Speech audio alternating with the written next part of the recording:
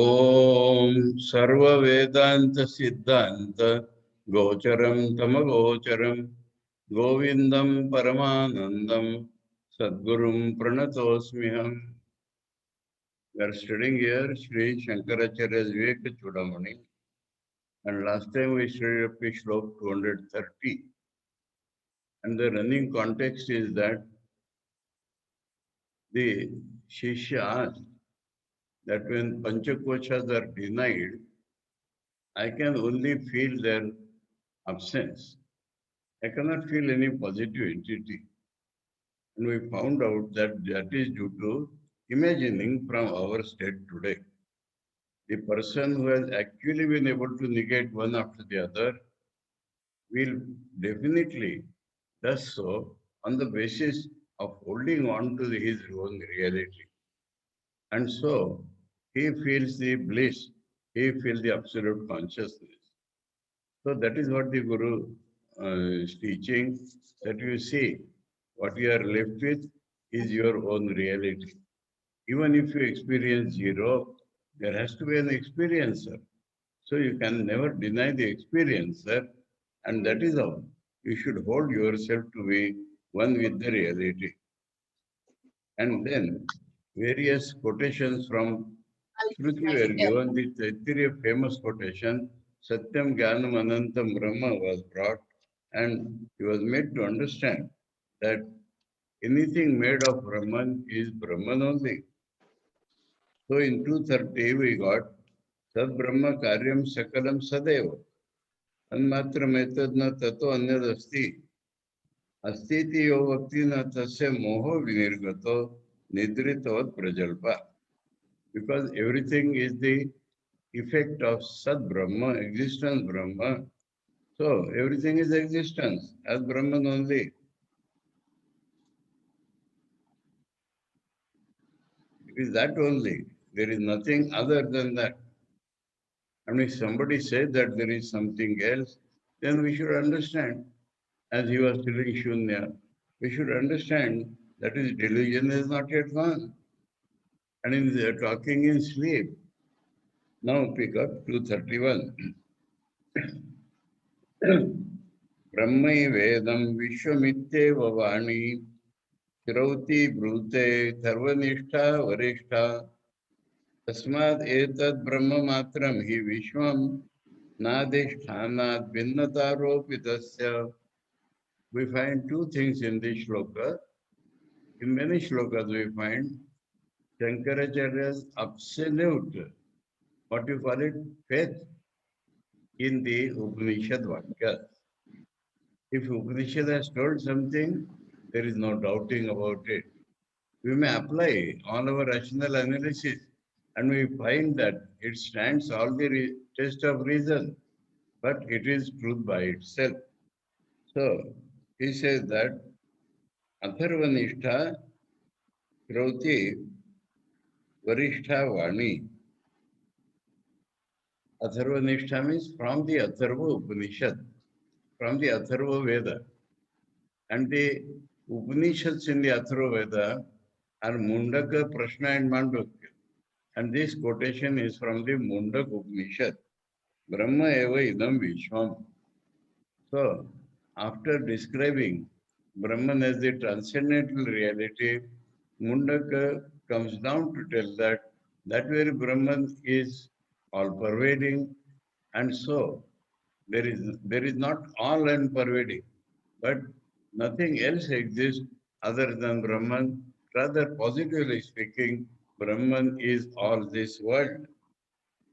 So, when the Varishtha, that means superior Vani of Atharvaveda, of Mundak Upanishad has told us this, so we have to understand that. We have to feel like that. Tasmat, therefore, Etad Brahma Matrami Vishwam. Etad Vishwam, this universe which you are seeing, is nothing but Brahman. Now, another important thing is being told in the last line, how to look at it. So we know that this world which we see is superimposed on the basis of Brahman. Through all the analysis of Panchakoshas, we found this very thing. So, now,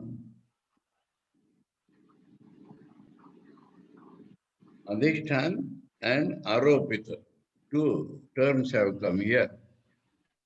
Adhishtan means the basis, the base, and Aropita means superimposed.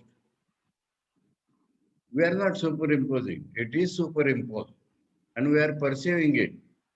And not knowing the superimposition, we feel it is real. Shankar says that it has no existence other than the basis. If something is superimposed on the basis, superimposed in our consciousness, not actually something is put on that. We do not bring a snake and put it on the rope, but we see the snake on the rope. So it is in our perception that something is superimposed. It itself should mean that it is not different from the Adhishtan. Now, in this respect, I will tell you an incident. And that incident happened some 10 years back, you may say. One of my friends, or whatever you call, in Rishikesh, coming in direct contact with Holy Mother Sarada Devi through meditation, one day asked her, Mother, will you please teach me this Adhyasa? Two names are there, Aropita or Adhyasa, Adhyastha. Superimposed itself in Sanskrit is either Aropita or Adhyastha.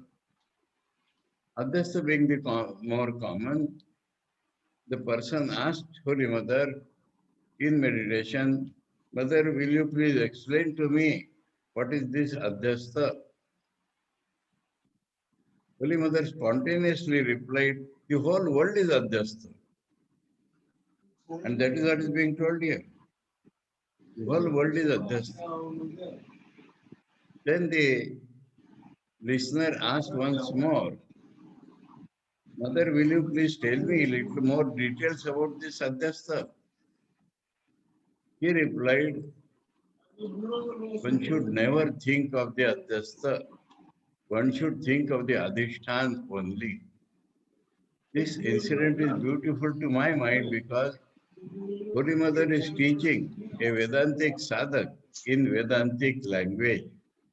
The principle is, of course, what is being told here, that one should never think of the Adhyastha.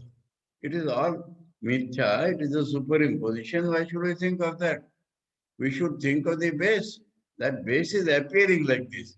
The meaning of aropita is not something put on that, but actually the rope is appearing as snake.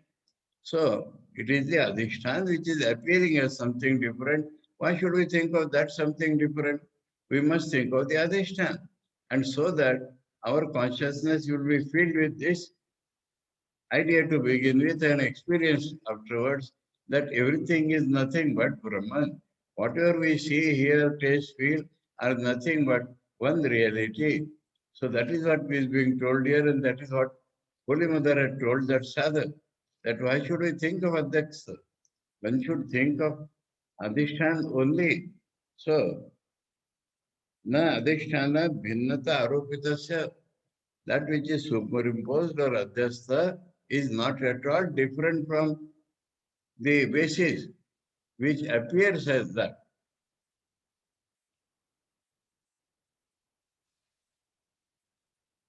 Satyam yadi syat jagadetatmana na tattva hanir nigama pramanata asatya vaditvam apishitu syat naitatrayam sadhu hitam mahatmanam.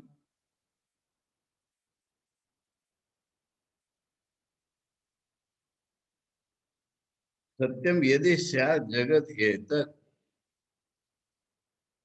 Now, to establish something in the mind, it is always beneficial to negate the opposite.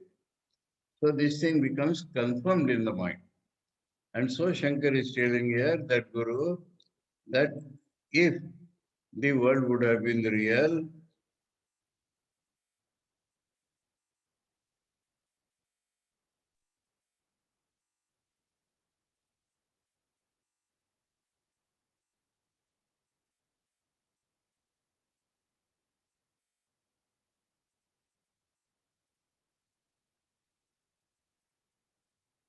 first is that Tattva Hani will happen. Tattva Hani means the reality will become negated. Nigama apramanata.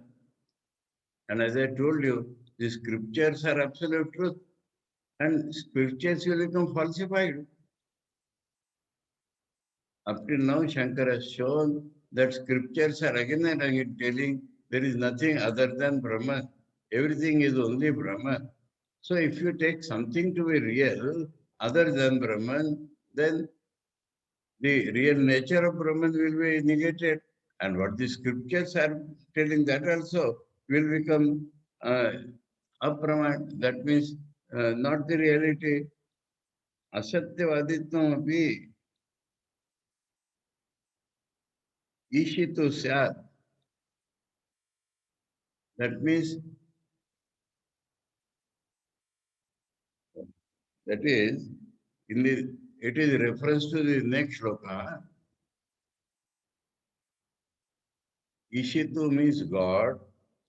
God himself will be liar then. How dare we say that God is lying? That reference is to the next shloka, that Bhagavan Shri Krishna has told Arjun that there is nothing other than Brahman. So, if we take something real, then firstly, that is not correct. Secondly, it is against what Vedas are telling. Thirdly, it is against what Bhagavan himself has told. So Bhagavan's things will become false, Shrutis will become uh, non-authority, and the reality itself will be denied. Na etatrem sadhu hitam mahatmanam. So all these three possibilities are not good and they are not beneficial to the large-hearted people, sadhaka. These three are not good, they are not beneficial to the good people. That is what will happen.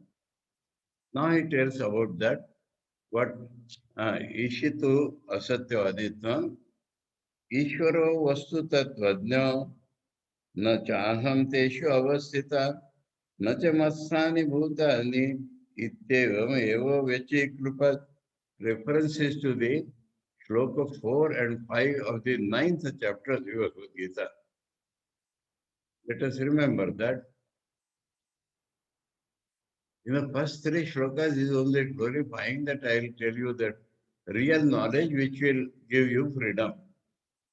And then he says, Maya tatam idam sarvam jagad avyakta murtina nacha masthani bhutani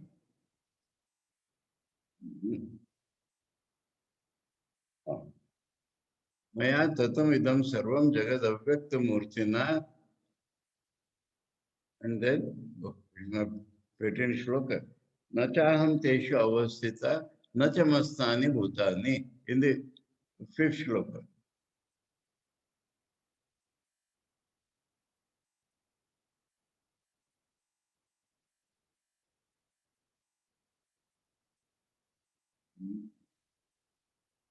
Maya tatamidam sarvam jagadavyakta murtina masthani sarvabhutani nachaham teshu avasthita nachamastani bhutani.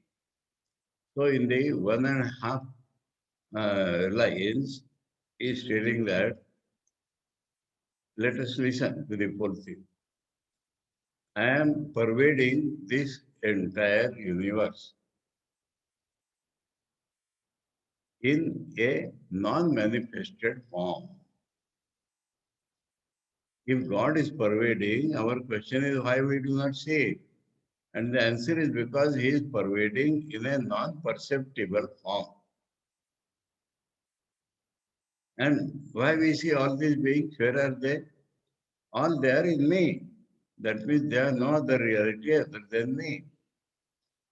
So the immanence or all-pervasive nature of God is told, and once we experience that, then there will be no world at all. So, nachaham teshu avasthita. I am not in those things. First it says I am in that thing, and then it says I am not that thing. So it is not contradiction. It is that step-by-step knowledge. The first step is to feel that the world is not real in itself, it is pervaded by God. And then when we pursue that God, we know that there is no world. So that is what Shankaracharya says, God himself. And God himself, is he not uh, knowing the reality? So Vastu Tattvajna Ishvara, God who is knowing the real nature of the Vastu, thing, reality. He is telling us that he is not present in the Bhutas, Bhutas are not present in him. That means there is no reality other than that. So he said that we should catch, and that was referred to in the previous shloka. Ishitu asatyavaditvam apisat, that God himself will be falsified. So that what God is telling is told in this shloka, that I am pervading the whole universe, all the universe is in me, but I am not in the universe is not in me.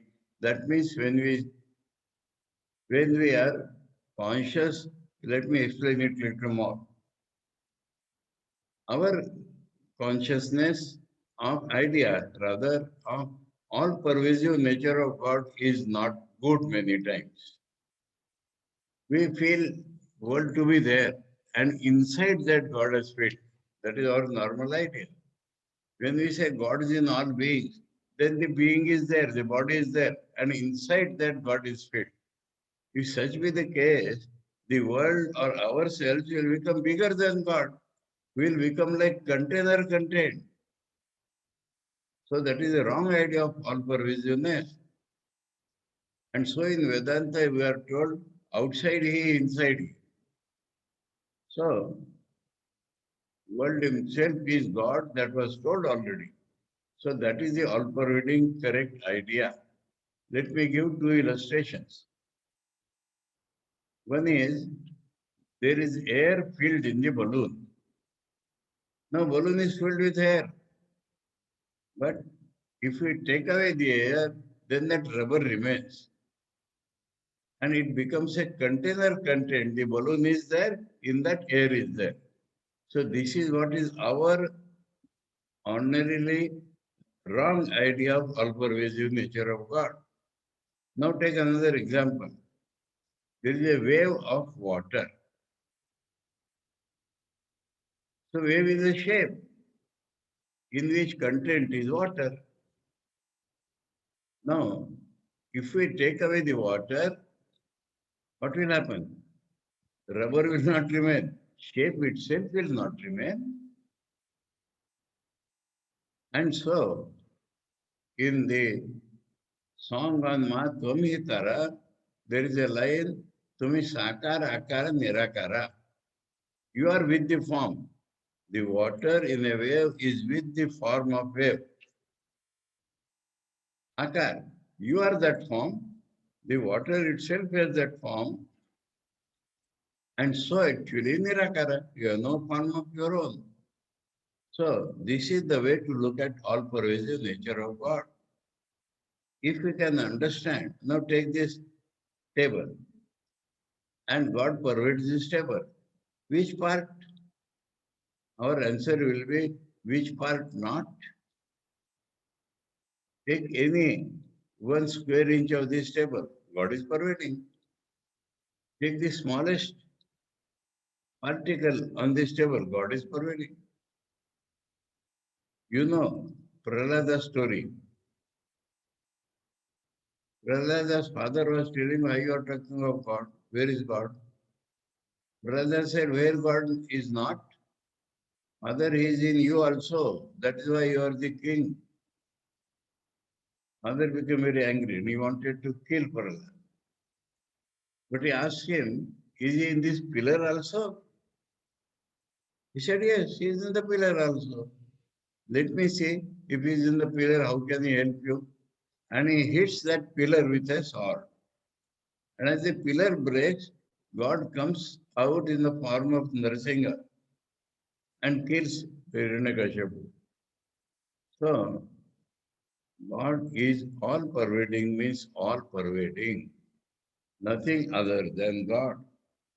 So that is what Ishvara, who certainly knows the nature of reality, has told that I am not in the world, world is not in me, means there is no world other than me. Now, the method is that scriptures have been quoted, including Gita. Now, a little reasoning. यदि सत्यम भवेद विश्वम सुषुप्तौ उपलभ्यताम यन्नोपलभ्यते किंचित अतो असत स्वप्नवन् मृषा. We have three states of existence: Jagrati, Swapna, and Sushupti. We are so much identified with the Jagrati and take everything to be real there. So let us not talk about it. Let us think first of deep sleep. In deep sleep, we see the world. We may close the eyes. We are not closing the ears, nose, throat, but our indriyas are not working. Our mind also is not working. Let it not work. But if the world was true, we could have seen it in deep, in deep sleep also. Organs are open, but we do not see. So that is in Vedanta called Anupalabdhi Praman. The proof of something non-existing is the non-perception. So in deep sleep, had the world been there, we would have seen it in deep sleep. That is one thing. And because it does not appear there, so it is not real at all. Then how we are seeing it in waking state? So he brings out the dream state. In dream state also we see the world. And when we wake up, we understand that that is not real. So non-perception is a proof of non-existence. But perception is not the proof of existence because there can be false perception also. So like dream, waking state also is false because in dream also we see things but they are not real.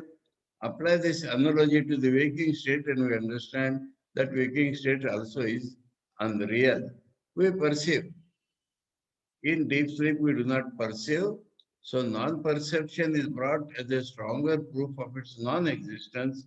And so far as existence is concerned, the similarity with dream is brought to show that it is also unreal.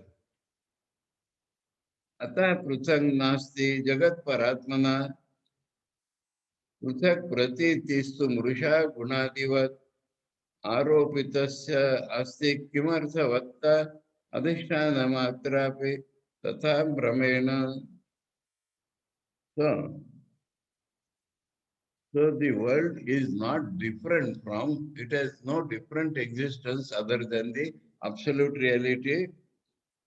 We perceive it to be different, but that is a wrong perception.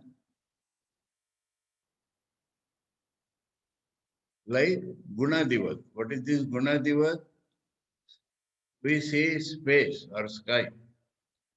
We cannot see space, we cannot see sky. But we see the blue color there. That is the guna of the sky. And we know that we may go on seeing blue color, but there is nothing called blue color. So we can see something which does not exist at all. So the world has no separate existence than Brahman. What we feel it is separate, it is like the blueness of the sky.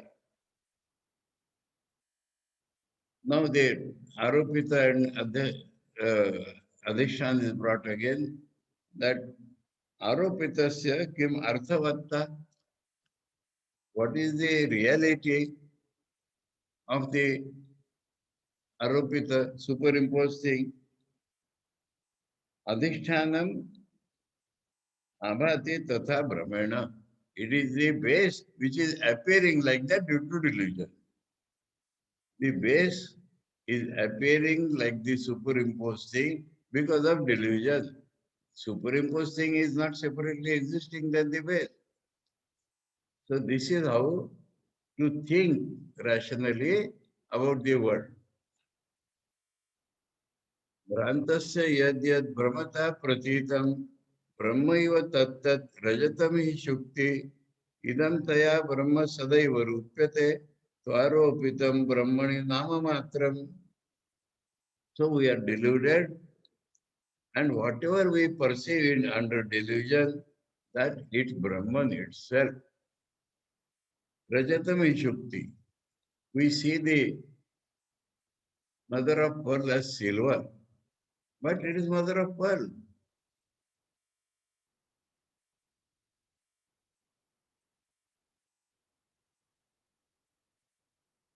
Now, Brahman appears as this. This means the world.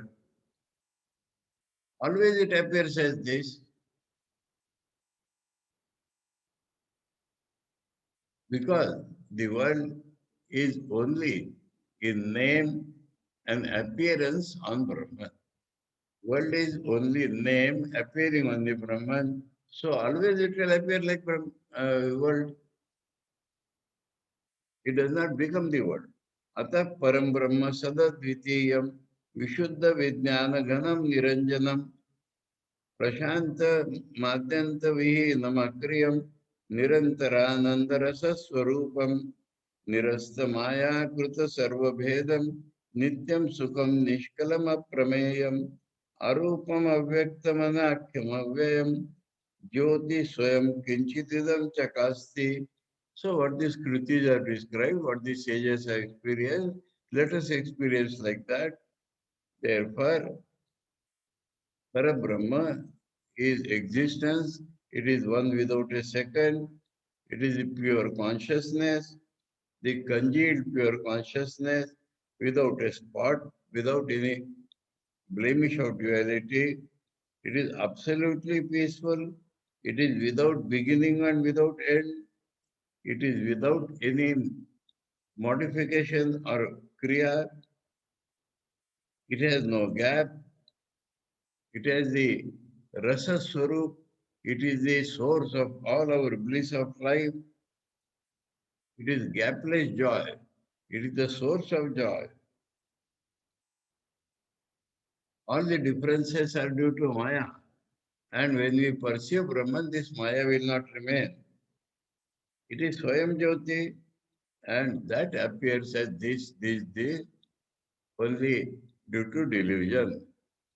Jnatrodneya jnana shunyam anantam nirvikalpakam kevala khanda chinmatram param tattvam vidurbuddha. So what the men of realization see, a new point is brought here. Jnatrodneya jnana shunyam. That means we never pursue Brahman as an object. I know I am Brahman. Now, I, Brahman, and know are not three different things. So, the real knowledge comes when this I, the perceiver, vanishes inside Brahman. That is called Triputi Bhed. So, there is no knower, known, and knowledge. Brahman is without that. That has become zero. You were perceiving zero, the Triputi has become zero, but it is infinite and without a second. Only it is unbroken consciousness alone. That is how the men of knowledge see Brahman. Aheyaman. So constantly that zero is not there, Brahman is there. You see that aheyam anupadeyam mano vachama gocharam aprameyam anadyantam brahma purnam aham maha. It cannot be given up, it is not to be taken up, it is beyond mind, it is beyond Vani, it is beyond all means of perception, it is without beginning and without end. And instead of it, now the language is changed. I am that. I am that Purna Brahma, which is of this type. Tattvam padabhyam abhidiyam anayor brahmatmano shoditayor yaditvam Srutyatayas tattvamasiti samyak ekattvameva pratipadyate muhu ऐक्यम तयोर लक्षितयोर न वाच्ययोर निगद्यते न्योन्य विरुद्ध धर्मिणो अद्योत भानोर इव राजवृत्तयो उपाम्बुराशो परमाणु मेरवो. So now a little new topic is taken. How the Upanishads teach us our identity with Brahman. Up till now we are told Brahman alone is real. Everything that we see is nothing but Brahman. And then we are told that we are included there. Now, Shruti teaches us through this sentence, Tattvam Asi. And how to understand this Tattvam Asi is the topic now.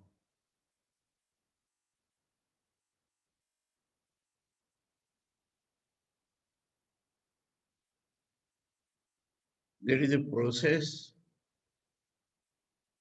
in our consciousness which is called Tat and Tvam Padartha Shodhan. It is not a grammatical process, it is a process in the consciousness. When we say Tat means God, we feel is remote. And when we say Tvam, you, we feel it is something limited. But that is not the intended meaning of the Rishi. He is telling Tattvamasi, identical, that and thou. Now, literally, that and thou cannot be identical. So, there is an indicated meaning. And that indicated meaning we have to get. So, how to understand? That means that consciousness, the all pervading, all powerful consciousness. Now, all is a adhyasa, all is only upadhi. The meaning is consciousness. When we say tvam, this body, mind is only upadhi. The meaning is consciousness. This, if comes in our mind, is called tattvam padartha shodha. Our consciousness about ourselves and about the world. Our consciousness about the world form has to vanish. And as we have been described up till now, God alone is true. Now, when God alone is true, He is not far away from us. If God alone is true, we are also included in God. And our awareness of ourselves should not include body and mind. This is called Tattvam Padartha Shodha.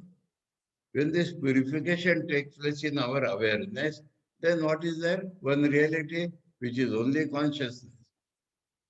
So, Tattvam Padartha Vidya Manayo. Avidya Manayo means called by the name of Tat and Tvam. Brahmatmano. Tat is Brahman, Tvam is Atma. Soditayor editham. When there the meaning is purified, Vidya Tayos Tattvam Asiti Samek Ekatvamayo Pratipadyatim. When they are purified, we understand that is what the Shruti is meaning. It is telling us about the absolute unity. But that unity comes through the indicated meaning, not the literal meaning. Because literally they are opposite to each other. God is all pervading, all powerful, and I am Alpajna, Alpashakti, limited. So that is the direct meaning. In direct meaning, we will not get identity. An important thing is that some people say Aham Brahmasmi. Where that Aham is body and mind, it cannot be a Brahman. Only when this Aham is purified and we see Aham only as consciousness and God is not all powerful and big and all that, when that is filtered out and we see only consciousness, then they are identical. So, in the literal sense, they are not identical, they are very much different. How much different? Like a firefly and sun. The jiva is infinitesimally small, like a firefly, and God is like the sun. The literal meaning will show like this. Raja Bhrutyayo, the king, emperor, and a servant. So God is the king, emperor. Where is servant? Kupambu Rasho, the well and its water. Paramanum Guruvo, small atom and this earth. So the big and small is the literal meaning. In literal meaning, we cannot have identity because there is so much difference. But the intended meaning is consciousness alone, and then we see they are identical. So, how to understand Tattvamasi has been shown. Tayor virodoyam upadi kalpito na vastava kaschid upadi resha ishasya maya mahadadi karanam jivasya karyam shrunu panchakosham. So their virodha, their contradiction with each other is due to the upadhi, is due to what we see which is not real, that is upadhi. We see the whole world, they are not real. Brahman is real. So due to upadhi, he is very big. And due to this body and mind, which is not my real nature, but I feel them as myself, that is upadhi, I am actually consciousness. And consciousness has no dimension. So, na vastava, this is only in the mind. Kalpita means only in the mind. Na vastava, it is not real. Kaschid upadhi resha. So, no upadhi, the non-real thing which appears as that is not real, and that is called God's Maya. Maya means the power to appear without changing himself. That is the Maya. Mahadadi Karanam. And then the Maya or Prakriti becomes universal mind, and then the individual mind and the subtle element, that is God's creation, is through Maya. And the individual also creates something. My body, my mind. So these my things are individual superimposition. So this we should understand. Shrunu Pancha Kosham. Listen to me, the individual's upadhi is only the Pancha Kosha. Etu upadhi parajiva yostayo samyak nirase na paro na jiva rajyam narendrasya bhattasya ketaka tayor apohe na bhato na raja. So these are both upadhis, not the reality, but a thing which stands for that reality is called upadhi. So the Parabrahma and Jiva appearing, their upadhis are this. If we can remove the upadhis from our consciousness, samyak nirase, rightly if we can negate them, na parona jiva, then we lose any difference between the Parabrahma and the Jiva. Examples are given. A king, a king's upadhi is his kingdom, and a soldier. Soldier's upadhi is his sword and shield. If there is no sword or shield or no kingdom, then what is the difference between the Raja and the Saini? They are both men. So that is an example to tell us that if the kingdom is not there, he is a man. If the weapons are not there, he is a man, and no difference. But as he appears, through his weapons he is soldier, through his kingdom he is the king. So like that, through the world he is Ishvara, through his body we are the individual. अथात आदेश इति श्रुति स्वयं निषेधति ब्रह्मणि कल्पितं द्वयं श्रुति प्रमाणानुगृहीत बोधात् तयोर्निराशा करणीय एव करणीय mandatory. What is the mandatory?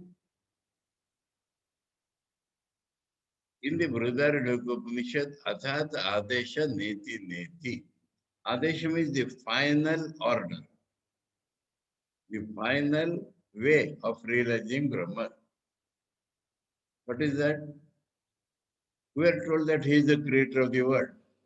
Then we will see there is no creation. We are told he is all pervading. Then we will see there is no all to pervade. That is the Neti Neti. He is in me. Then we will see there is no me in which he can be there. That is what Gita had told. That I am pervading the world, but the world is not in me, I am not in the world. So in this way, the Brihadaranyaka Upanishad has told us, Nishedati Brahmani Kalpitam Dvayam. What is negated? This duality itself is negated. Brahman is not dual. So whatever appears dual has to be negated. Now, Shruti is the means of knowledge. And if our bodha, if our consciousness follows the dictates of the Shruti, tayor nirasa karaniya eva. So our bodha should follow the mandates of the Shruti and remove the duality in our bodha, and we will find that we are Brahman. So the process is told through Tattvamasi and through the negation of what we feel. नेदम नेदम कल्पितत्वात् न सत्यम रज्जु द्रष्टव्या रज्जु दृष्ट्या व्यालवस्तु प्रपंच इत्थं दृश्यम साधु युक्त्या व्यपोय नेय पंचात् एक भावस्तयोर्या. Because all this is only in the mind, it is not true. The rope snake as snake. Like that is the manifold world. So by proper reasoning, by proper cultivation of the consciousness rather, all this which is seen has to be negated. After the seen is negated, then we have to think it is all one. And the unity will be seen when the manifoldness will be negated. ततस्तु तौ लक्षणया सुलक्ष्यौ तयोर अखंडैक रसत्व सिद्धये नालम जहत्या न तथा जहत्या किंतु भयार्थात्मिक एव भाष्यम. I think better take this tomorrow. How that indicated meaning has to be found out. How that lakshana, the process of indicated meaning has to be applied. That is being told next. And we can see that in the tomorrow's class, because otherwise the ideas will collide on each other. So we have understood that we have to take the indicated meaning of the word Tattvamasi, and that indicated meaning will lose the difference and will get unity. Now how that is to be, how the indicated meaning is to be found out. One method is to Tattva and Padartha, if they are purified, only identity remains. If the whole sentence is taken, how to apply the meaning of indicatedness, that we have to study in the next term. So we have been able to complete 246 shlokas. Let us put it for the next term. Om Sarva Vedanta Siddhanta Gocharam Tamagocharam Govindam Paramanandam सद्गुरुं प्रणतोऽस्म्यहम्। Om Shanti शांति शांति। हरि ओम तत्सत। श्री रामकृष्ण अर्पण।